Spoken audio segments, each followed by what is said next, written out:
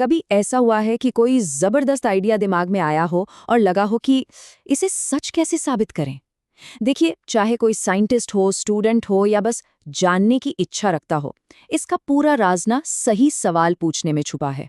और रिसर्च की दुनिया में इसी सवाल को कहते हैं हाइपोथेसिस। तो आज हम इसी हाइपोथेसिस टूल किट को खोलने वाले हैं। देखेंगे कि ये पावरफुल सवाल आखिर बनते कैसे हैं और इन्हें अलग अलग कैटेगरी में कैसे बांटा जाता है। तो आज का हमारा सफर कैसा रहने वाला है? सबसे पहले तो ये समझेंगे कि भाई ये हाइपोथेसिस चीज़ क्या है। फिर हम इसके अलग अलग टाइप्स को देखेंगे, सिंपल से लेके कॉम्प्लेक्स तक, और फिर ये भी देखेंगे कि कब हम सिर्फ एक कनेक्शन की बात कर रहे हैं और कब हम किसी कारण को साबित करने की।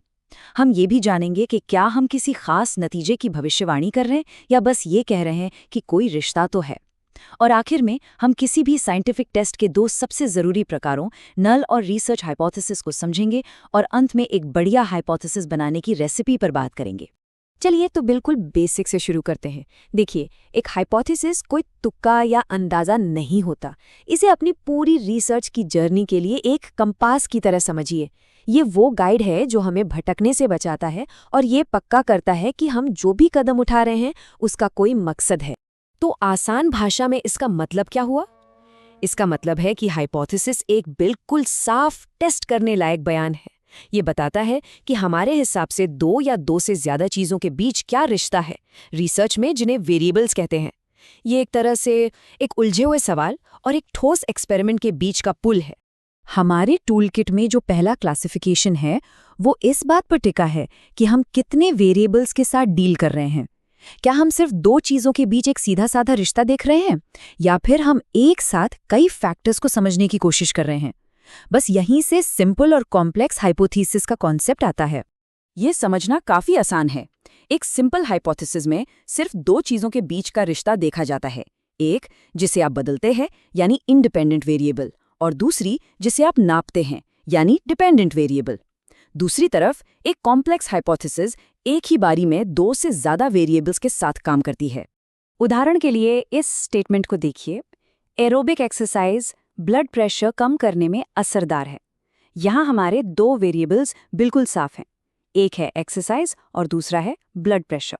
बस दो वेरिएबल्स, इसी वजह से ये एक सिंपल हाइपोथेसिस है।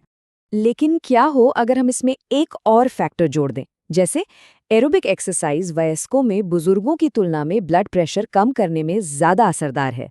देखा, हमने उम्र का एक तीसरा वेरिएबल जोड़ दिया और बस हमारी सिंपल हाइपोथेसिस अब एक कॉम्प्लेक्स हाइपोथेसिस बन गई। चलिए आगे बढ़ते हैं साइंस के एक क्लासिक सवाल पर। क्या दो चीजें सिर्फ एक दूसरे से जुड़ी हुई हैं या एक चीज सच में दूसरी चीज का कारण बनती है? यही फर्क है एसोसिएटिव और कॉजल हाइपोथेसिस के बीच। और ये जानना कि कब कौन सा इस्तेमाल करना है किसी भी स्टडी के नतीजों को पूरी तरह बदल सकता है। अच्छा, तो एसोसिएटिव हाइपोथेसिस को समझने का एक बड़ा आसान तरीका है। सोचिए, गर्मियों में आइसक्रीम की बिक्री भी बढ़ जाती है और सनग्लासेस की बिक्री भी। अब ये दोनों चीजें जुड़ी तो हैं, है ना? पर क्या आइसक्रीम खरीदने से कोई सनग्लासेस खरीदता है? नहीं, असल वजह तो गर्म मौसम है। ये है एसोसिएशन। वहीं दूसरी तरफ कॉजल हाइपोथेसिस एक लाइट स्विच की तरह है। स्विच दबाया, लाइट जली, सीधा सीधा कॉज एंड इफेक्ट, मतलब एक चीज सीधे सीधे दूसरी चीज की वजह बनती है। जैसे ये कहना कि ज्यादा टीवी देखना बच्चों में हाई बीएमआई से जुड़ा हुआ है। यहाँ जुड़ा हुआ शब्द पर ध्यान दीजिए। हम ये नहीं कह रहे हैं कि टीवी देखने से वजन बढ़ता है, बस ये कि ये दोनों चीजें साथ साथ चलती हैं। हो सकता है इसके पीछे दूसरे फैक्टर्स हों, जैसे कम फिजिकल एक्टिविटी। अब इस कॉजल हाइपोथेसिस को देखिए। बीटाडीन का इस्तेमाल करने से हाइड्रोजन पेरोक्साइड के मुकाबले निमोनिया की दर कम होती है। यहाँ दावा बिल्कुल सीधा है। ये कहा जा रहा है कि ओरल केयर का टाइप निमोनिया की दरों में फर्क का कारण है। ये एक डायरेक्ट कॉज एंड इफेक्ट वाला स्टेटमेंट है। हमारा अगला टूल जुड़ा है भविष्यवाणी की सटीकता से। क्या एक रिसर्चर को पूरा यकीन है कि नतीजा किस तरफ जाएगा, या वो बस इतना कह रहा है कि कुछ तो होगा लेकिन क्या होगा ये पक्का नहीं है?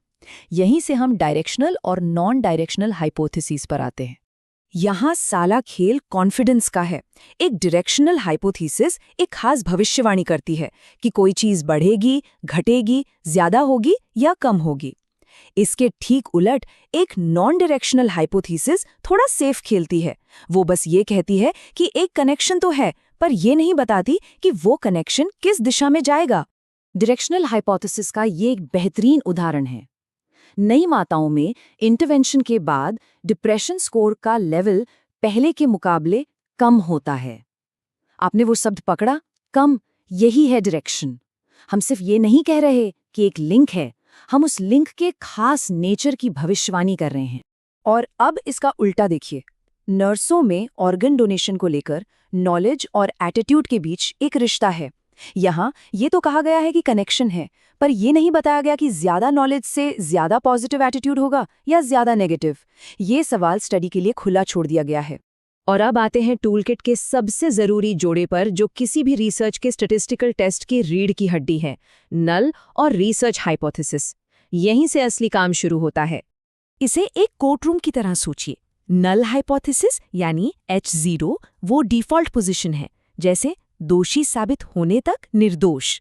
ये कहती है कि कुछ भी नहीं हो रहा है, हमारे वेरिएबल्स के बीच कोई रिश्ता नहीं है। और रिसर्च हाइपोथेसिस यानी H1 वकील का केस है। वो ये तर्क देती है कि कुछ तो हो रहा है, एक असली रिश्ता है जिसे हमें खोजना है। तो नल हाइपोथेसिस हमारा स्टार्टिंग पॉइंट है, एक शक करने वाले का नजरिया। साइंस में हम हमेशा ये मानकर शुरू करते हैं कि कोई असर नहीं है, कि सब कुछ बराबर है। हमें इसका उल्टा साबित करना पड़ता है। और जब हमारा डेटा काफ़ी सबूत दे देता है, जब वो तराजू को एक तरफ झुका देता है, तब हम पूरे भरोसे के साथ उस कोई असर नहीं वाली धारणा को खारिज कर सकते हैं और अपनी रिसर्च हाइपोथेसिस को मान सकते हैं। इससे ये साबित होता है कि एक असली कनेक्शन मौजूद है। ठीक है, तो हमने सारे क्लासिफिकेशन समझ लिए हैं, टूलकिट में मौजूद सभी टूल्स पर एक नज़र डाल ली है। अब सवाल ये है कि एक मजबूत और असरदार हाइपोथेसिस बनाने की सही रेसिपी क्या है। तो एक अच्छी हाइपोथेसिस की चेकलिस्ट क्या है? पहली बात, वो बिल्कुल साफ और सीधी होनी चाहिए, कोई कंफ्यूजन नहीं। दूसरी, उसे टेस्ट किया जा सके। अगर आप उसे टेस्ट नहीं कर सकते तो वो हाइपोथेसिस नहीं है। उसमें शामिल सभी प्लेयर्स, इंडिपेंडेंट और डिपेंडेंट वेरिएबल्स का साफ साफ जिक्र होना चाहिए और उनके बीच का रिश्ता भी बताया जाना चाहिए। और आखिर में उसे ये भी बताना होगा कि आप किस खास ग्रुप की स्टडी कर रहे हैं। तो अब ये टूलकिट खुल चुका है। दुनिया के बारे में हमारे मन में जो भी सवाल हैं, चाहे वो छोटी सी जिज्ञासा हो या कोई बहुत बड़ी वैज्ञानिक पहेली, हर सवाल को एक हाइपोथेसिस में बदला जा सकता है। हर एक चाबी की तरह है, जो बस समझ का एक नया दरवाज़ा खोलने का इंतजार कर रही है। अब सवाल सिर्फ ये है कि अगला दरवाज़ा कौन सा खोला जाएगा।